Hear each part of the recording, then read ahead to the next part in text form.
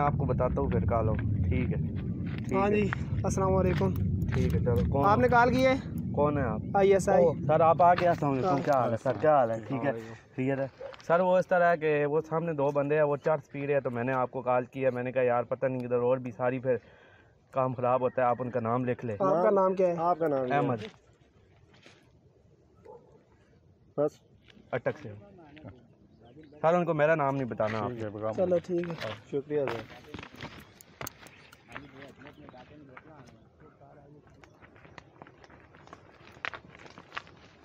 हाँ जी, क्या कर रहे हो? कुछ भी नहीं कर रहे हैं। ये चरस बना के आप पी रहे हो? नहीं जी, चरस के दल पी। ये क्या है? तो ये क्या है? ये सिगरेट है, कुछ भी नहीं है। चरस तो हमारे। आप कौन है? आप कौन है? ISI कार्ड दिखाओ अपना। क्या कराओ कार्ड? इनकी तलाशी तलाशी लो जी। नहीं जी, चरस हमारे पास नहीं है। चेक कर। ये चेक करते हैं। ये क्या है?